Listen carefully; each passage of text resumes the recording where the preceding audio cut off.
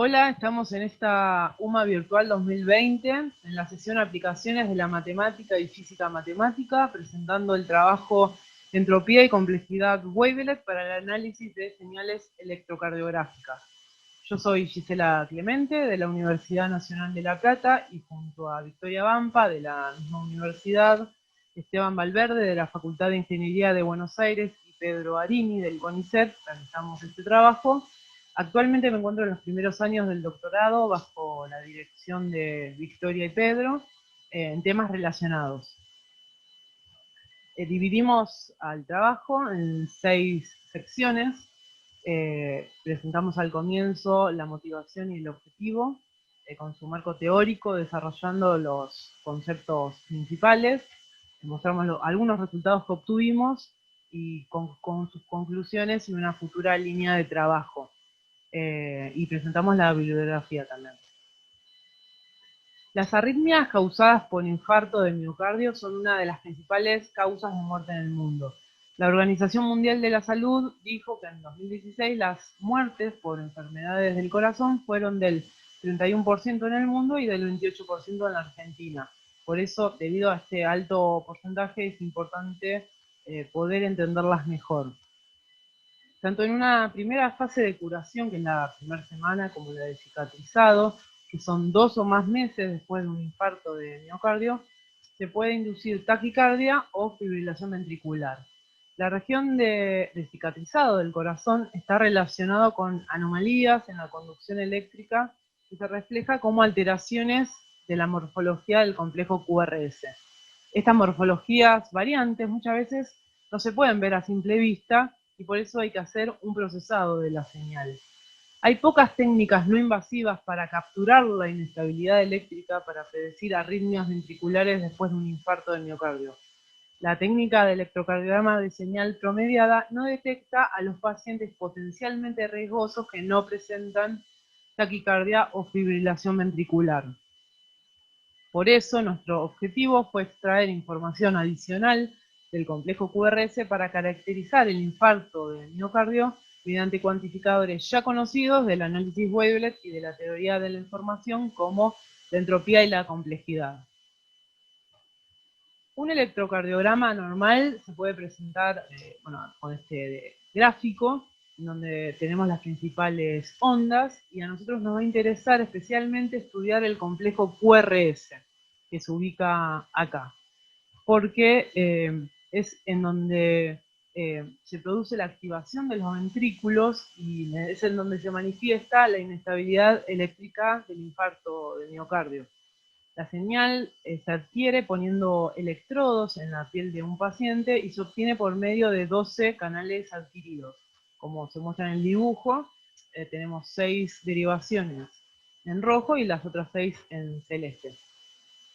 Las señales que provienen de un electrocardiograma muchas veces presentan comportamientos no estacionarios y una dinámica no lineal. Y esto lo podemos ver cuando hay patologías. El análisis Wavelet resulta muy eficiente en el procesamiento de señales, como por ejemplo para reducir ruido, comprimir, delinear una señal. Su gran aporte es la posibilidad de dar información conjunta de resolución temporal y frecuencial de una señal. A nosotros nos va a interesar poder decir cuándo se produce un evento y en qué frecuencia. Y el análisis de Fourier no nos permitía saber en qué momento se sucedía ese evento. Esto resulta importante también para análisis de señales con características no estacionarias o transitorias, como cambios abruptos, comienzos o finales de eventos. Una familia Wavelet psi de AB es un conjunto de funciones que tienen esta forma, en donde A es el parámetro de escala y B el parámetro de traslación. Y psi es una función fija que llamamos Wavelet madre, que está bien localizada tanto en tiempo como en frecuencia. Esta función Wavelet madre debe verificar ciertas condiciones de admisibilidad. Por ejemplo, debe estar bien localizada en tiempo, debe tener media nula, y su transformada de Fourier debe ser un filtro continuo pasabanda con rápido decaimiento hacia el infinito y hacia omega igual a 0. La transformada Wavelet continua de una señal energía finita, es decir, una señal que está en L2BR, se puede escribir como el producto interno de la señal por estas funciones escaladas y trasladadas de la wavelet madre. Como la familia psi de JK es una base ortonormal de L2, la señal se puede escribir como la suma sobre J y K de los coeficientes wavelet por estas funciones de las bases, donde J y K son versiones discretas de A y de B. Y los coeficientes wavelet, C sub JK, se pueden escribir como el producto interno entre la señal y estas funciones de las bases. La energía wavelet en cada nivel de resolución J lo llamamos E sub J y se puede calcular como la suma desde K igual a 0 hasta K menos 1 del módulo al cuadrado de los coeficientes wavelet, y la energía total se puede obtener sumando sobre los J la energía wavelet.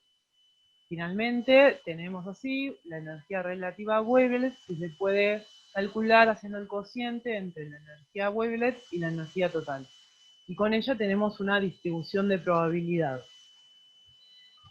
La entropía wavelet de Shannon está definida como menos la suma sobre J de la distribución de probabilidad por el logaritmo de la distribución, que proporciona una medida de la información contenida en cualquier distribución de probabilidad P. La entropía de Shannon normalizada se define como el cociente entre la entropía wavelet de Shannon sobre la entropía máxima, en donde la entropía máxima corresponde a la distribución uniforme y es igual al logaritmo de J con J los niveles de resolución. La complejidad estadística es un indicador de las estructuras ocultas. Para definirla se necesita una distancia de desequilibrio, que se puede calcular haciendo el producto entre Q0 y D, siendo D una distancia entre la distribución de probabilidad P y la uniforme P sub B, y Q0 es una constante de normalización que está entre 0 y 1 y es igual a la inversa del valor máximo posible de la distancia D. Así obtenemos la complejidad estadística de wavelet, que viene dada como el producto de la distancia de desequilibrio por la entropía normalizada, y en perfecto orden o aleatoriedad total de la señal, el valor de la complejidad es igual a 0, lo que significa que la señal no posee estructura. Utilizamos la base de datos de SG-PTB, que incluye los registros de 12 derivaciones de SG estándar de 52 sujetos sanos y 148 pacientes con infarto de miocardio. Esta base de datos es libre y está disponible en Internet. Todas las señales se muestrearon con una resolución de 16 bits a una velocidad de 1000 muestras por segundo, y los datos que utilizamos los dividimos en 3 grupos. Un primer grupo, que es el grupo de pacientes sanos o de control, tomamos 48 de ellos, y los pacientes infartados sin taquicardia o fibrilación ventricular están agrupados en una etapa de mayor inestabilidad eléctrica, que es la fase de curación, en I7. Tomamos 84 pacientes, y otra etapa donde el corazón está más estable, que es la fase de cicatrizado, MI60. Tomamos 41 pacientes. Para aplicar los algoritmos elegimos la wavelet Dobegy 6 porque es la que mejor se adapta a las características de nuestra señal. Pertenece a la familia de wavelets que construyó Ingrid Dobegy en 1988. Son ortogonales, con soporte compacto, y el número 6 tiene que ver con la cantidad de momentos nulos que están relacionados con la regularidad. Para cada derivación del SG tomamos n complejos QRS alineados de longitud K igual a 256 milisegundos. Y para cada complejo, desde 1 hasta n, se utilizó Dobegy6 y se consideraron las primeras 16 escalas, que se corresponden con las frecuencias de 32 a 500 Hz, obteniendo los coeficientes wavelet C sub JK. J desde 1 a 16 y K desde 0 hasta 255. A partir de la energía relativa a wavelet y de la distribución de probabilidad, obtuvimos los cuantificadores de entropía y complejidad. Para representar un único valor de entropía normalizada y complejidad, obtuvimos los promedios H raya y C raya. O sea, tomamos n complejos alineados, como podemos ver en este diagrama. Hicimos el algoritmo que mostramos recién. Como tenemos 12 derivaciones, queríamos tener un criterio de medición única y por eso propusimos el criterio de multiderivaciones multilid para la entropía normalizada, que se puede obtener con esa fórmula para los tres grupos, control, MI7 y MI60, donde se consideraron todas las derivaciones L del SG. Así obtuvimos la entropía promedio multilid y de manera análoga la complejidad promedio multilid para cada paciente de la base de datos.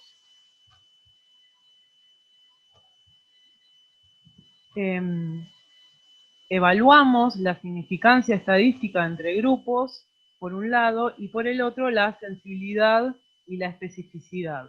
Con la sensibilidad tenemos la capacidad de detectar pacientes enfermos y con la especificidad tenemos la capacidad de detectar a los sanos. Hicimos todo el procedimiento que detallamos acá a continuación.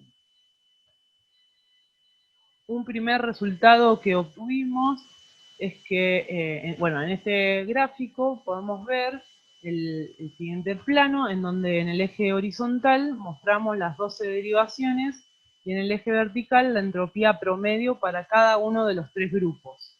El símbolo que está acá arriba nos indica que hay diferencias estadísticamente significativas para ambos grupos de infartados respecto al grupo de control. Se observa una mayor entropía promedio en ambos grupos de infartados y una menor entropía promedio para el grupo control. En este segundo plano se grafica la complejidad promedio para cada uno de los grupos para las 12 derivaciones y se muestra una menor complejidad para el grupo de infartados respecto a los de control. Acá se grafica el plano entropía y complejidad promedio para el criterio multilid.